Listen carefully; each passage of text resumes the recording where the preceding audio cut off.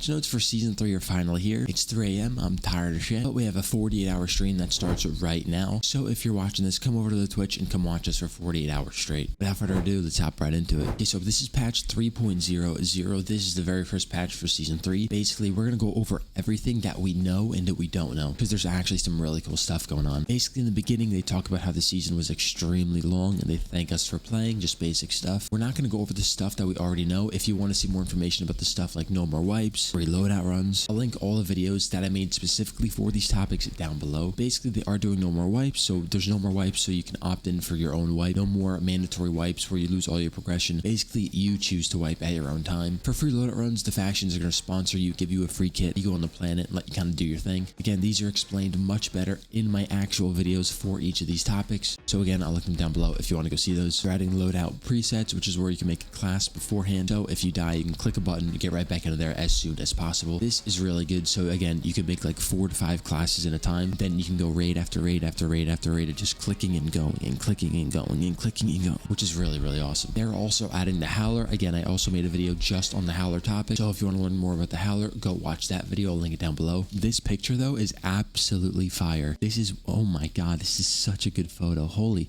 Wait, there's like a lot of Howlers. Is this a new dungeon maybe? I don't know. I'm just saying. They also talked about cheating and how it's going to be much harder for cheaters to play the game. New Season 3 is going to do very well. So they're trying to prevent cheaters from coming in and ruining it like Season 1. They also talked about cheaters and how they're trying to put different stuff into play. So it's much harder for cheaters to actually have an effect in the game. They added stuff like shielded matchmaking, added cheater compensation. These two alone helped it so much. And again, they added a lot more things that I don't know anything about. Hopefully they help improve that cheater situation more and more each time. Season 3 is also bringing a new prospect station. I also made a video just on this topic, so if you want to see that, that's also linked down below. But basically, we're getting a whole new reworked prospect station, and it looks absolutely sick. Basically, this right here is one of the most important topics that we have to go over. It's basically the economy or no wiping game. How do they change the economy to fit so it can work in a no wiping economy? They said removing mandatory wipes means they'll have to operate on an economy focused on the long term. As a result, finding and obtaining exotic and legendary items will be much harder than before, and early game can be adjusted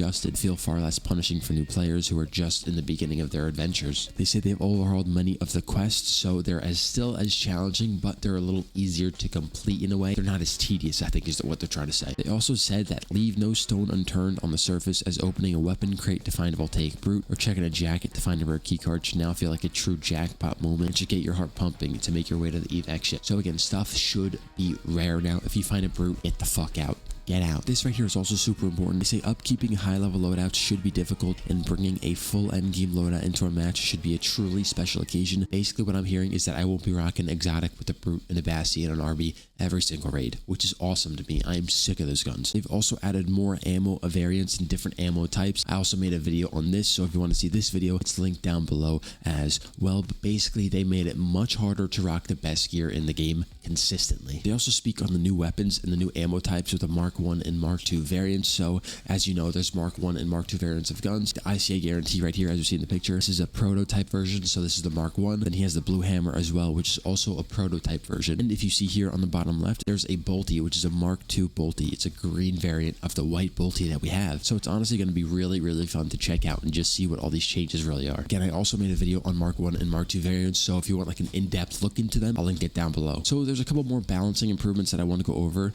They said to accommodate for the non-wiping systems. They said the biggest change you might notice is how quickly armor durability decreases when attacked by other players and or creatures during fights. This will make prospectors think twice about engaging in potential enemies while affecting decisions about armor. Is it worth it? Is it not? But basically, don't forget to repair your armor, and that's going to be another way to sink your money, and it's just going to be awesome to just actually have an idea, have a choice to make. Should I fight this? Should I fight that? Do I have enough armor durability to even go here? So it's going to be good to kind of get the brain working there. They also changed it so mid-air accuracy when you're jumping in the air and shooting is much less accurate, so there's going to be no more of that real bunny hopping that everyone hates. I personally don't really hate it, but again, some people don't like it. So basically, when I'm slide jumping left and right, it's going to be a little bit inaccurate when I'm shooting in the middle of my airtime. So this is a matchmaking updates, basically MMR, and MMR is a big factor that everyone was talking about. So basically, MMR rating used to place players in different buckets. They found that while this was a good step in the right direction, there was still lots of improvement to avoid that brand new player who had a good time to kind of ruin their experience. They said said while the matches are meant to be somewhat uncertain, they understand how frustrating it can be to die due to just some complete total imbalancement of your MMR. So what they added this season is a gear score. So the gear you take into a raid will affect how your MMR kind of works. People have been asking for this for a while, and honestly, I think people will be happy with this.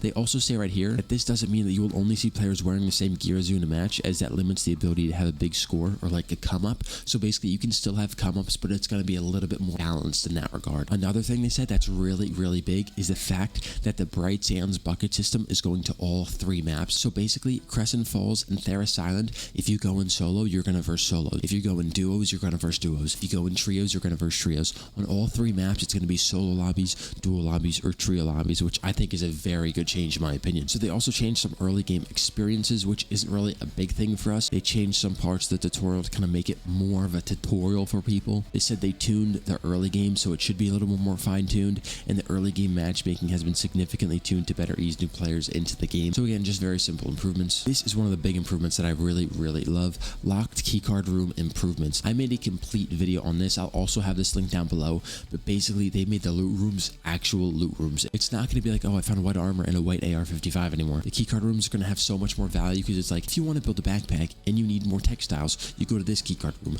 If you need resin guns, you go to this keycard room. If you need indigenous fruits, you go to this keycard room. And then if you go to the special keycard rooms like Lab Keycard and Pinnacle Labs, you have a chance of getting absolutely insane loot like exotic weapons, exotic armor, purple weapons. There's a lot of good variants in keycards. Again, I made an in-depth video on this. I'll link it down below. There's also a brand new Fortuna Pass that's coming out. Again, that's going to be the next video that comes out after you see this one. So again, I won't go over this right now, but basically it'll be in the video after this one, literally directly after it. So right here, they also talk about just how they changed the prospector skins, so they're all going to look a little bit different. I won't go over this too much. They said there's going to be a free DLC pack, which releases on March 30th. So basically, get this while it's hot. It's going to be fire. It's going to be super sick, because these skins are actually pretty cool. And now this is what we've all been waiting for. Vivid Party Style. The Vivid pack for all weapons is finally here. We are getting the Vivid skins in the game for the first time. I am so exhilarated. Look at this. We have the Vivid Manticore, the Vivid Brute, the Vivid Shattergun, the Vivid IC Guarantee, the Vivid Bulldog, the Vivid Flechette,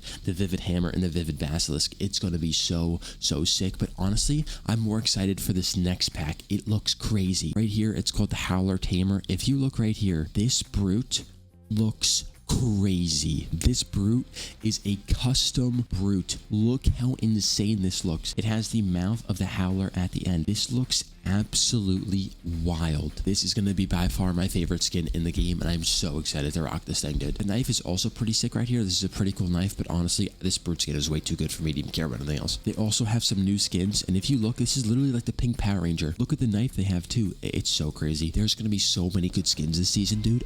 It's going to be the greatest season of all time. Dude, I'm so excited. So now for some of the final changes that have been done this season. They added DLSS 3, which was implemented to make it available for those with compatible graphic cards. They also made it more challenging for endgame challenges. Laser drills are now exclusive on Crescent Falls. There's no more laser drills on Bright Sands, at least not at the moment. They may return to Bright Sands again in the future with some balancing tweaks. So again, right now, they're only on Crescent Falls. So if you want to do a drill, it's going to be on Crescent Falls. Crusher Caverns, which is the dungeon, has also had a massive overhaul. So the caves are now going to be significantly more difficult for endgame activity, and they're going to take a lot more team coordination in order to really complete it. You're also going to need the top end gear to survive. I think I might have started this because after they saw my rusty K28 dungeon, they're like, nah, this is bullshit. So I think that's why they did this. They also changed the evac, as we saw in the playtest. Basically, when you go to the evac ship, the evac takes off with you, which is a pretty cool change. There's a new Howler grenade that's more like a stun grenade that's released. They added a new weapon inspect feature, which is going to be insane for thumbnails. I am so excited for this. This is probably the one thing that I'm the most excited about, basically for anything. Guns in game will also have attachments. So basically,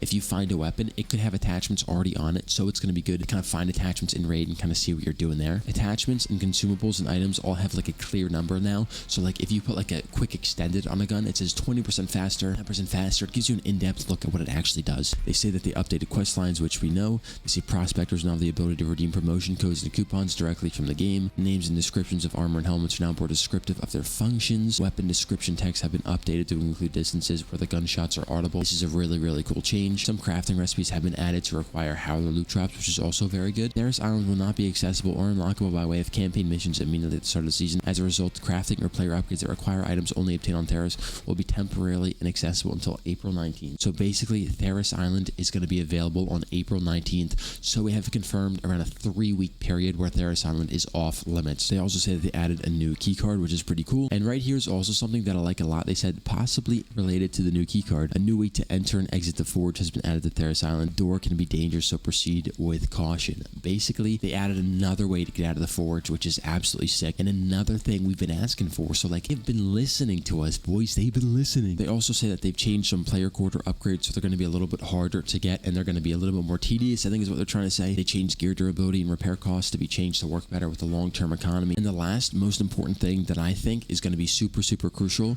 is a hard limit of 10 million K-Marks have been added to the cap of K-Marks players can own at any given time. So basically, I can't have 15, 20 million K-Marks anymore. Once I get to 10 mil K-Marks, I'm capped. I can't earn anymore. I have to find a way to use my money or something. I think this is in place to kind of make it so we don't have something that happened in Season 2 where everyone had like 20 million K-Marks in one day because of that stupid bug. So this is going to be a really good change for the game. Again, boys, thank you for watching. Again, don't forget I recorded this at 3 a.m. so the energy isn't there right now, but it will be when you see me on stream. I'll see you there. Peace.